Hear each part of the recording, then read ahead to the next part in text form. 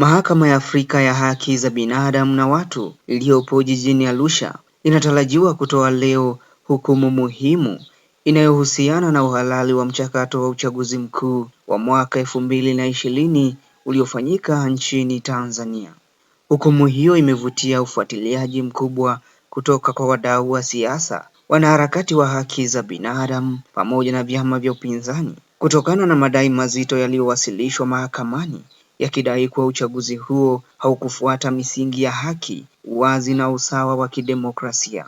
Kesi hiyo iliyofunguliwa mwishoni mwa mwaka 2020 na aliyekuwa mwenyekiti wa chama cha ACT Wazalendo, Seif Sharif Hamad. Katika maombi yake, Hamad aliitaka Mahakama ya Afrika kuchunguza na kutamka kuwa mchakato wa uchaguzi mkuu wa mwaka 2020 ulikiuka haki za kisiasa na kiraia za wananchi. Hata hivyo, baada ya kifo chake mwezi Februari mwaka 2021, mahakama ililizia kesi hiyo kuendelea kusikilizwa kwa kuzingatia uzito wa madai yaliyowasilishwa pamoja na masuala ya kikatiba na kidemokrasia yaliyoguswa katika shauri hilo.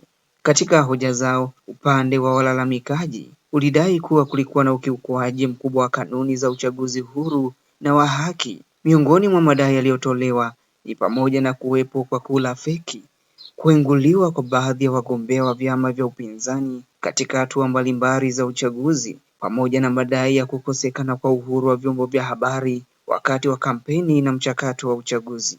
Aidha, walalamikaji walieleza kuwa tume ya uchaguzi haikuwa huru katika kutekeleza majukumu yake, hali ambayo ilidaiwa kudhoofisha imani ya wananchi katika mfumo mzima wa uchaguzi. Pia waligusia madai ya matumizi ya vyombo vya dola dhidi ya wapinzani wa kisiasa pamoja na matukio ya vurugu na vifo vilivyodaiwa kutokea katika kipindi cha uchaguzi. Kutokana na hoja hizo, walalamikaji waliomba mahakama itoe tamko kwamba uchaguzi mkuu wa mwaka 2020 haukuwa huru wala wa haki, na pia kupendekeza kufanyika kwa mageuzi katika katiba na sheria za uchaguzi ili kuimarisha demokrasia nchini. Kwa upande mwingine, serikali ya Tanzania ilikanusha madai hayo, ingawa ilitajwa kuchelewa kuwasilisha utetezi wake katika hatua za awali za kesi. Serikali ilieleza kuwa uchaguzi huo ulifanyika kwa mujibu wa sheria na taratibu za nchi. Katika hatua nyingine muhimu za usikilizwaji wa shauri hilo, mahakama iliruhusu baadhi ya taasisi za kimataifa za haki za binadamu kuwasilisha maoni yao kama marafiki wa mahakama. Miongoni mwa taasisi hizo ni pamoja na Robert F. Kennedy Human Rights, ambayo iliwasilisha maoni yake kuhusu viwango vya kimataifa vya uchaguzi wa kidemokrasia na ulinzi wa haki za kisiasa.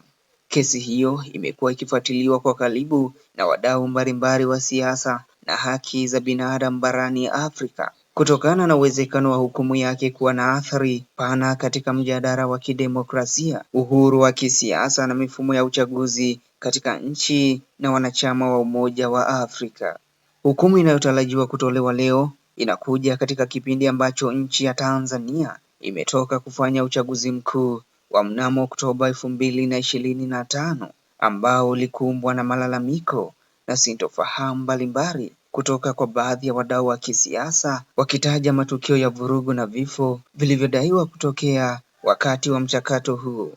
Wachambuzi wa masuala ya sheria na siasa wanasema uamuzi wa Mahakama ya Afrika unaweza kuwa na uzito mkubwa katika kuimarisha misingi ya haki za kisiasa na uchaguzi huru katika ukanda wa Afrika, pamoja na kutoa mwongozo kwa nchi na wanachama kuhusu umuhimu wa kulinda haki za kidemokrasia za wananchi. Hivyo basi, macho ya wadau wengi wa siasa na wanaharakati wa haki za binadamu na wananchi kwa ujumla yameelekezwa katika Mahakama ya Afrika ya Haki za Binadamu na Watu iliyopo jijini Arusha, wakisubiri kwa shauku kuona uamuzi utakaochukuliwa katika kesi hii ambayo tayari imeelezwa kuwa kesi ya kihistoria. Mpaka hapa napofikia tamati, ni kusihi endelea kusalia nasi kupitia Koplo Media. Vile kama ni mara yako ya kwanza kuambatana nasi, basi ni kuombe subscribe ili usikose taarifa yoyote mpya. Koplo Media, tunahakiki ukweli kabla ya kukujulisha.